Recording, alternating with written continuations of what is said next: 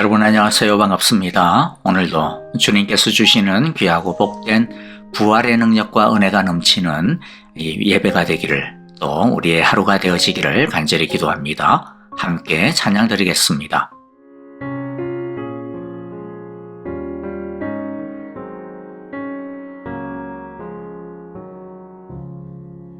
주 예수보다 더 귀한 것은 없네. 이 세상 부귀와 바꿀 수 없네. 영축은 내 대신 돌아가신 그 놀라운 사랑 잊지 못해. 세상 즐거움 다 버리고 세상 자랑 나 버렸네. 주 예수보다 더 귀한 것은 없네. 예수밖에는 없네. 주 예수보다 더 귀한 것은 없네. 이 세상 명예와 바꿀 수 없네. 이전에 즐기던 세상 일도 주 사랑하는 마음 맺지 못해. 세상 즐거움 다 버리고 세상 자랑 다 버렸네. 주 예수보다 더 귀한 것은 없네. 예수밖에는 없네. 주 예수보다 더 귀한 것은 없네. 이 세상 행복과 바꿀 수 없네. 유혹과 핍박이 몰려와도 주 섬기는 내 마음 변치 않아. 세상 즐거움 다 버리고 세상 자랑 다 버렸네. 주 예수보다 더 귀한 것은 없네. 예수밖에는 없네.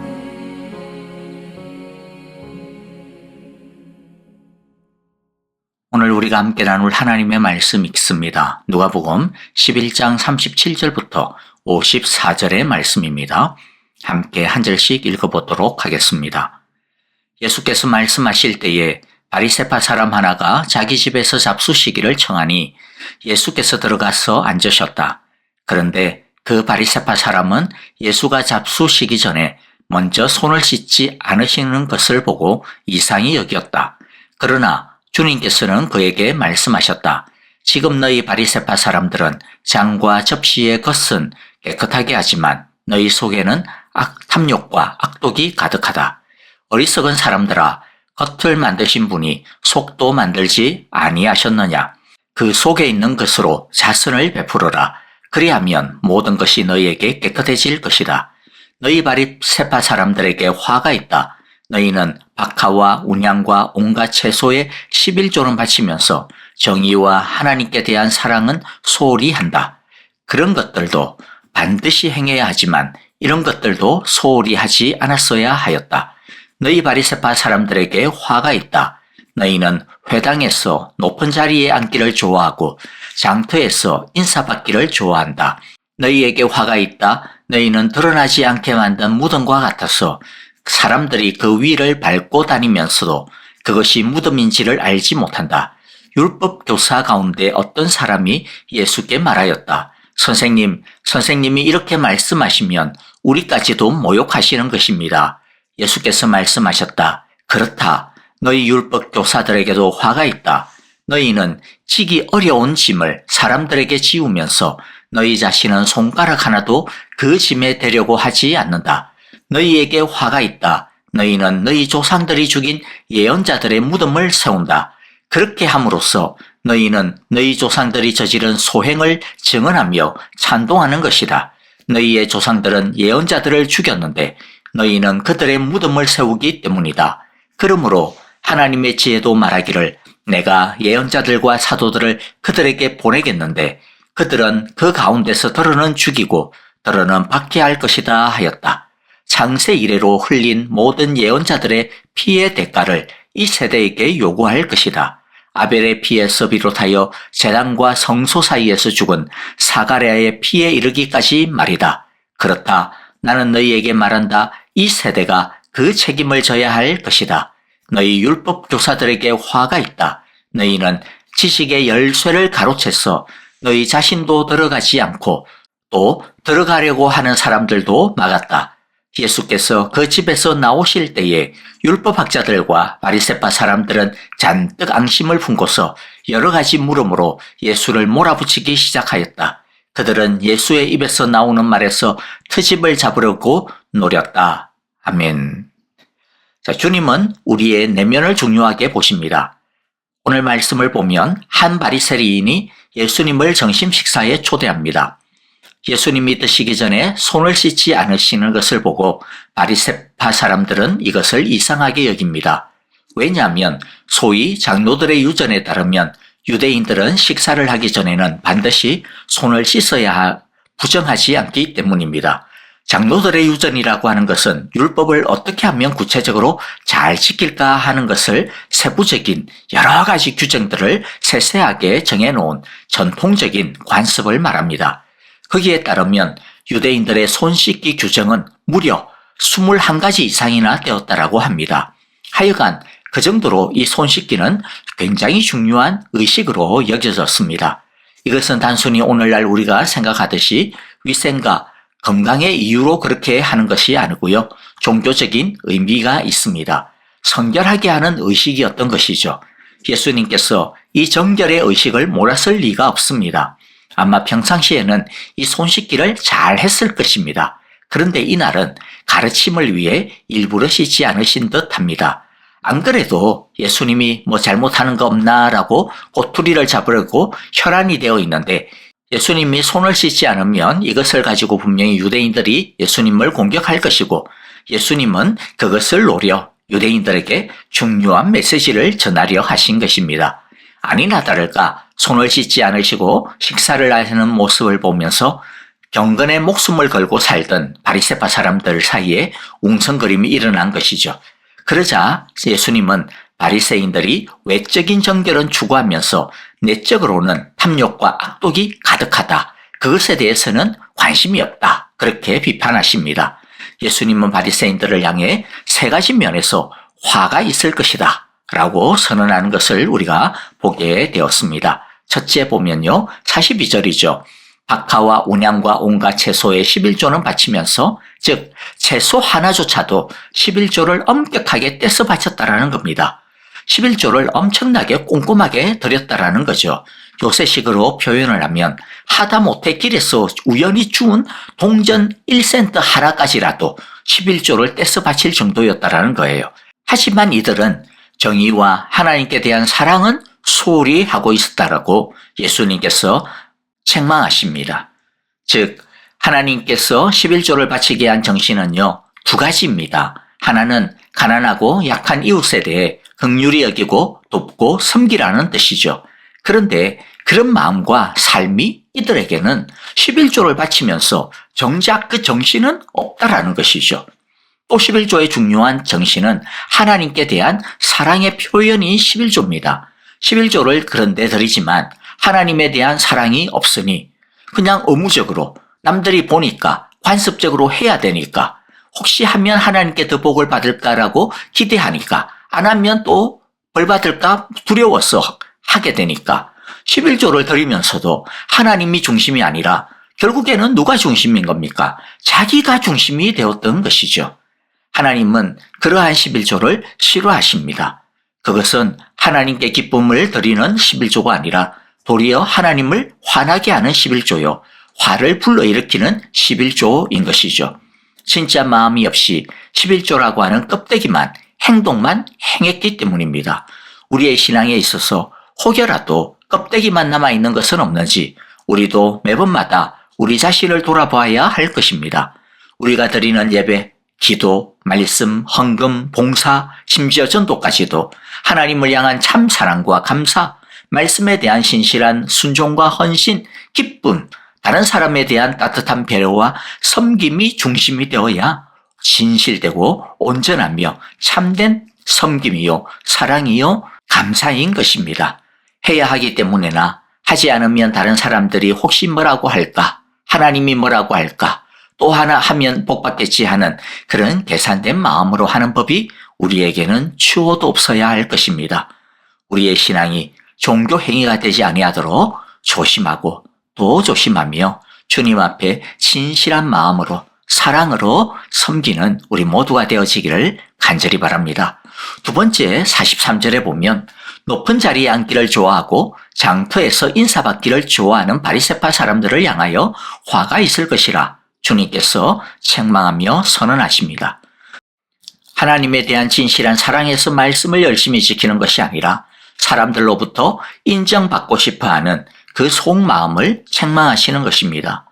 어쩌면 우리 마음에도 이런 바리새파 사람들과 같은 마음이 있기 때문에 소위 말해서 때로는 섭섭병이 우리 마음 가운데 바이러스처럼 퍼지고 또 교회 안에 퍼져가지고 서로 간에 상처와 미움과 원망과 분열이 일어나는 것이 아닌가 싶습니다. 혹여나 우리 안에는 인정받고 싶어가지고 기대하고 있는 마음의 병, 섭섭의 병이 없는지 돌아보는 시간이 되기를 바랍니다. 예수님은 이렇게 말씀하셨습니다. 마가복음 10장 43절 44절에 보니까 그러나 너희끼리는 그렇게 해서는 안 된다. 너희 가운데서 누구든지 위대하게 되고자 하는 사람은 너희를 어떤 사람이 되어야 된다? 섬기는 사람이 되어야 하고 너희 가운데서 누구든지 으뜸이 되고자 하는 사람은 모든 사람의 종이 되어야 한다. 아멘. 자, 세 번째 주님께서 바리새파 사람들을 책망하시는 게 뭡니까? 44절이죠. 너희에게 화가 있다. 너희는 드러나지 않게 만든 무덤과 같아서 사람들이 그 위를 밟고 다니면서도 그것이 무엇인지를 알지 못한다. 무덤은 율법에 따르면 부정한 것입니다. 그러니까 무덤을 밟고 다니면 밟고 다닌 그 사람도 부정하게 됩니다. 피해야 되는 것이죠. 그런데 어떤 무덤은 아주 오래되어지면 이게 무덤인지 아닌지 구분이 안 가게 되어지는 경우가 생기게 되는 것이죠. 겉으로 보기에는 그냥 평평한 돌과 같고 그냥 앉아가지고 쉬기에 딱 좋아 보이는 그런 것처럼 보입니다. 하지만 거기에 앉은 사람은 사실 무덤에 앉아 있기 때문에 자기도 모르게 부정하게 되는 것이죠.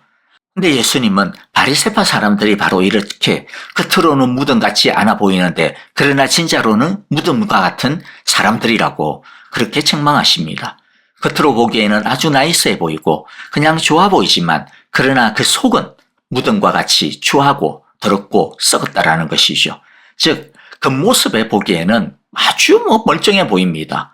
굉장히 젠틀해 보입니다. 하지만 그 마음은, 그 영혼은 썩었고 추하고 온갖 냄새나는 것으로 가득 찬데 위선과 가식과 변장으로 드러나지 않고 있다는 것이죠. 그렇기 때문에 그 사람들과 가까이 하면 할수록 결국 이들에게서 나쁜 영향을 받게 되고 썩고 더러운 것으로 자신도 모르게 더럽혀지게 될 것이다. 그렇게 주님께서는 신랄하게 지적하고 있습니다. 주님은 이처럼 겉과 속이 다른 삶을 싫어하십니다. 여러분, 우리들은 어떤 사람들입니까?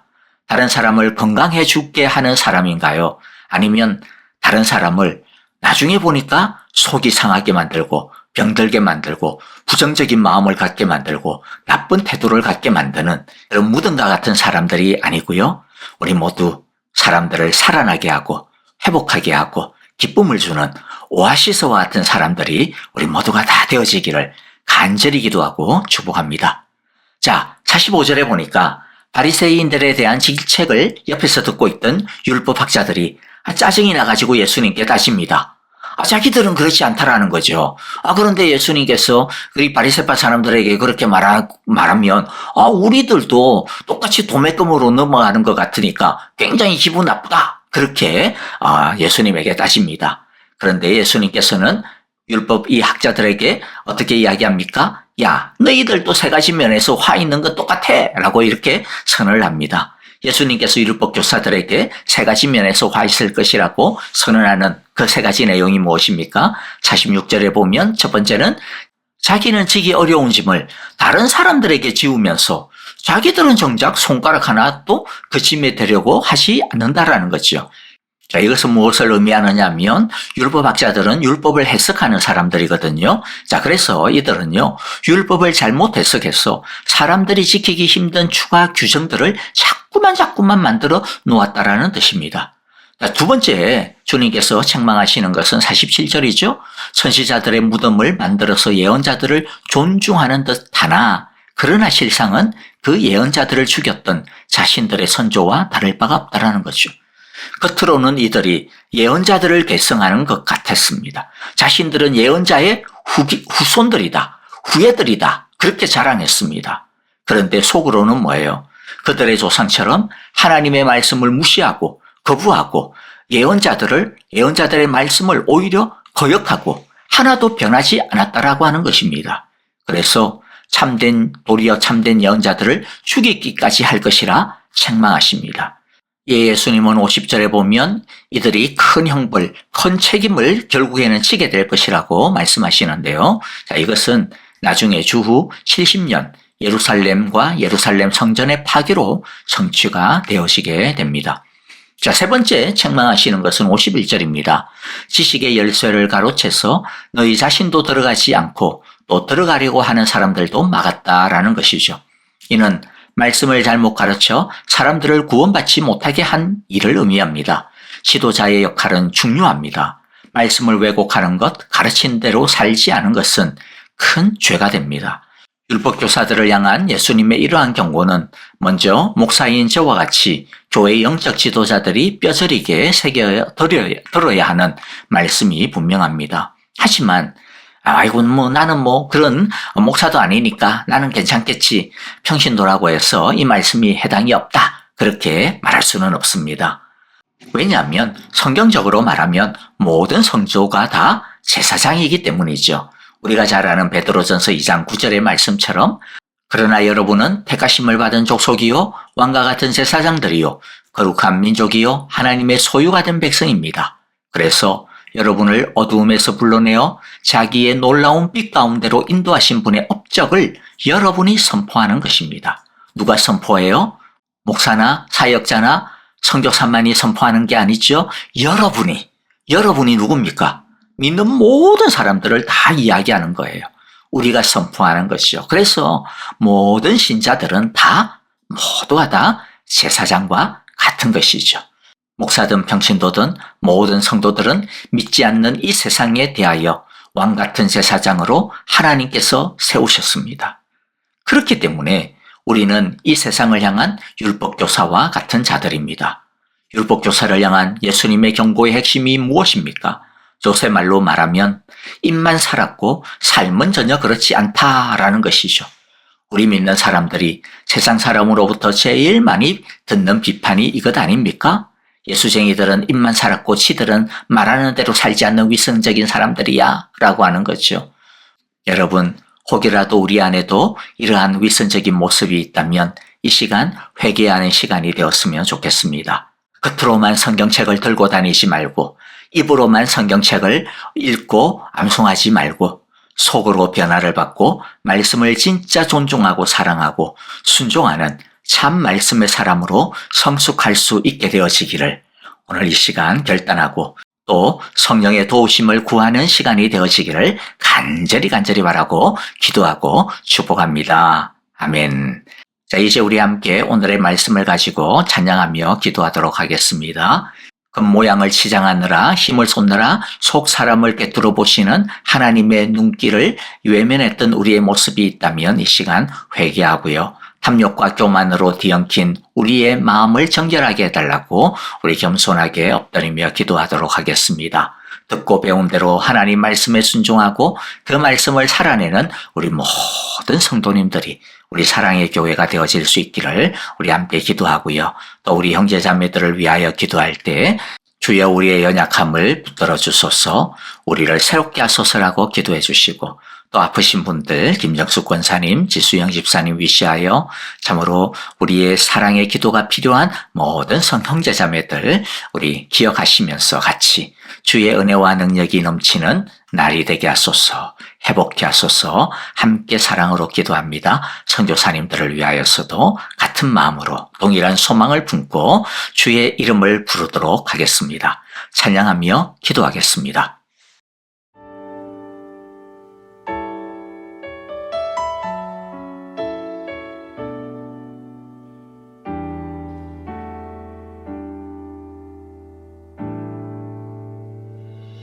내 모습 이대로 사랑하시네. 연약함 그대로 사랑하시네. 나의 모든 발걸음 주가 하시나니 날 인도하소서.